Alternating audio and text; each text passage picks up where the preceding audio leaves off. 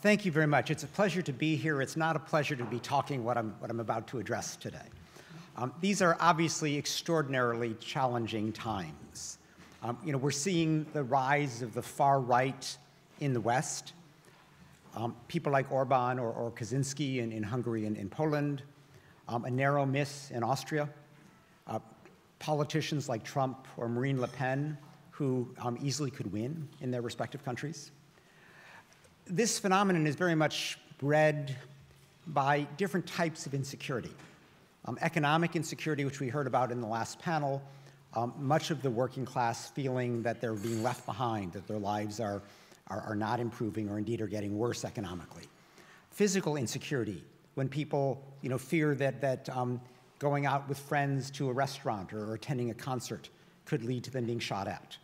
And cultural insecurity, where people perhaps mythically think back to a moment when nation states were more ethnically homogeneous, are trying to respond to the big cultural shifts represented by large-scale migration. But it's not just in the West that we're seeing this rejection of rights and liberalism. There is the emergence of strong men, an odd term because it often is a product of weakness that they resort to these authoritarian methods. But people like Erdogan in Turkey, Putin in Russia, Sisi in Egypt, or even going a bit further afield, Xi Jinping in China. We're seeing a disregard for rights standards, even in the way that wars are fought these days, epitomized by Assad's decision to fight in Syria, not simply by targeting combatants the way it's supposed to be done under the Geneva Conventions, but rather by deliberately targeting civilians who happen to live in opposition-held areas. We obviously see the emergence of groups like ISIS that are openly, proudly flouting the most basic standards of Western democracy, of Western rights, of liberalism. Now, bad as this sounds, I think it's important to stress that these trends, though real, are not inevitable. And their success, if you want to use that term, depends very much on our response to them. They thrive when the response is weak, when there's little resistance. And sadly, that has represented much of the Western response to these trends. We see this on the periphery of the European Union, if you will, with the virtually non-response to Orban's openly articulated illiberal democracy.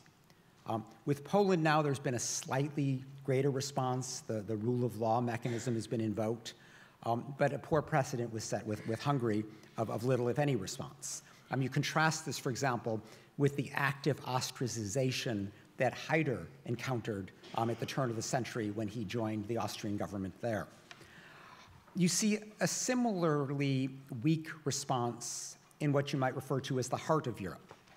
There is, frankly, a tendency on the part of mainstream political parties to mimic rather than to oppose much of the agenda of the far right. I was just in France earlier this week, where the supposedly temporary emergency in response to the terrorist attacks of November has now been extended for the third time, even though the government has yet to make any showing of why the police can't just go to a judge for an order before they knock down somebody's door or impose control orders on a person. You see this in the new infatuation with American-style mass surveillance. Even though with every terrorist incident we hear over and over again how the suspects were known to the police, but the police don't have the capacity to follow up. Yet the police want this avalanche of additional data thrown at them for mass surveillance. We see it in the response to the migrant and refugee crisis with rising xenophobia, rising Islamophobia, far few people playing the leadership role that we've seen here in Angela Merkel or, for example, Justin Trudeau in Canada. Now, if I could for a moment speak about the refugee deal that the EU has struck with Turkey. And it's a mixed bag. There are good elements to it because, frankly, one solution to the refugee problem, which would be consistent with the rights of asylum seekers, would be to invest big time in the countries of first refuge, like Turkey, Lebanon, and Jordan, so that it is possible for refugees to envision a life there, to see their kids going to school, to have a job, to build a house, to get medical care. And so the proposed spending of 6 billion euros in Turkey is good. It's a way of helping these needs of the refugees be met. There's an urgent need for something comparable in Lebanon, where 25% of the population is Syrian refugees, but it's a step in the right direction. Where the refugee deal goes completely wrong is in its lip service page to the right of people who reach Greece and therefore the European Union to seek asylum in the European Union.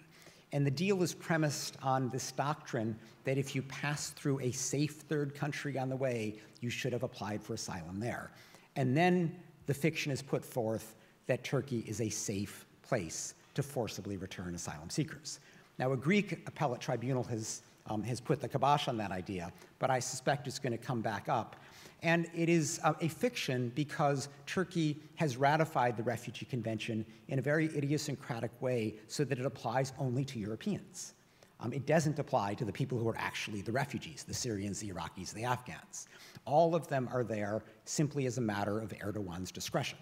Now, he has exercised the discretion generously for the most part with Syrians, except that same discretionary approach, the same disregard for international law as a binding obligation is why today there are 100,000 Syrians on the Syrian side of the Turkish border being shot at by the police and in some cases killed when they try to cross the border. This is part of Erdogan's effort to use the refugees as a buffer to prevent the Syrian Kurds from linking up their two havens.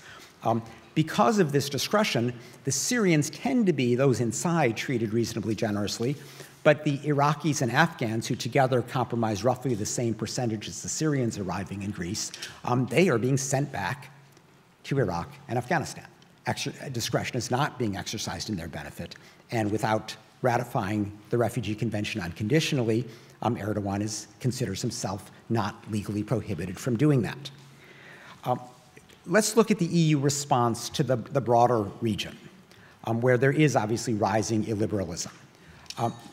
Protests to Erdogan's gradual decimation of the checks and balances on Turkish democracy has been muted because the EU is dependent on Erdogan to enforce this misguided refugee deal.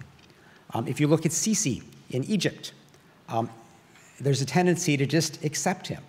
John Kerry can't show up in Egypt without the words transition to democracy coming out of his mouth, even though nobody thinks that that's what's going on. Sisi has been crushing not just the Muslim Brotherhood, but any organized opposition to his rule. And there's this tendency to say, oh, well, Egypt is a bastion of stability, let's just leave it alone. But Sisi is ISIS's best friend, because what Sisi has done is preclude the possibility of political Islam by election. He basically has sent the message that if you want political Islam, ISIS is your only choice. Because if you want the electoral approach, I'm going to put you in prison along with 40,000 others of your fellow Muslim Brotherhood members. This is, a dream for ISIS recruiters, yet Egypt is the main Western ally in the region right now. If you look at the EU response to the way Saudi Arabia is operating in Yemen, where with the finest precision weapons that money can buy, it has been indiscriminately bombing Yemeni civilians. 60% of the civilian deaths in Yemen have been due to Saudi-led bombing, and roughly half of the casualties in that conflict have been civilian. But the US, the UK, France has been eager to sell the arms, and so has not put serious pressure on Saudi Arabia to rein in its indiscriminate form of warfare. In Syria, the first mistake being made is that everybody is prioritizing ISIS over Assad. At a certain level, that's understandable. ISIS, it's a horrible entity. It represents a terrorist threat to Europe.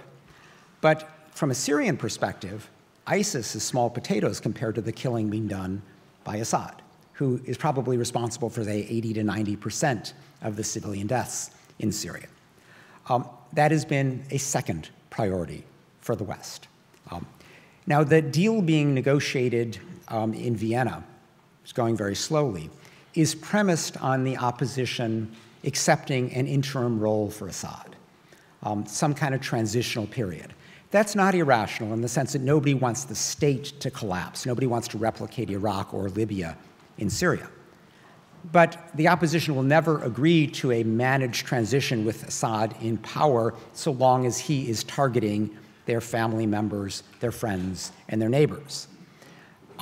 There is a way to stop this targeting of civilians, the barrel bombs on Aleppo, this besieging of civilian neighborhoods, the execution of prisoners, and that is to use the obvious leverage of Russia. Assad maintains power today only because of Russian military backing. But John Kerry, who is leading the Syria portfolio, is unwilling to put public pressure on Russia because Russia, in his view, is a partner in peace, not an accomplice in mass murder. And there is no other European nation, including this one, that is standing up and publicly trying to link Assad's atrocities to Putin's support. That is the only way to rein him in. And it's not as if Putin is beyond shaming, because Putin cares desperately about particularly European public opinion, given that he wants the Ukrainian sanctions lifted, and more broadly, he wants a divided Europe, because Russia is then relatively more powerful with respect to Europe. This obviously does not leave a pretty picture. But my takeaway from all of this is that we are not powerless in the face of these trends. The rise in these various threats to rights, which I've had to rush over very quickly, I realize, it exists largely because it has not been effectively or systematically countered. The field has been left open to these illiberal trends. I don't pretend it's easy to fight back. It can be politically difficult. There is an economic cost if you don't sell your arms to Saudi Arabia. There is a political cost if you stand up for the rights of asylum seekers. The demagogues on the right will profit.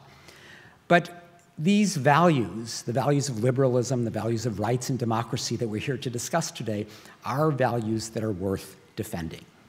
And if we don't, we may well wake up to a world or to societies where these values are no longer as vibrant as we assume that they should be.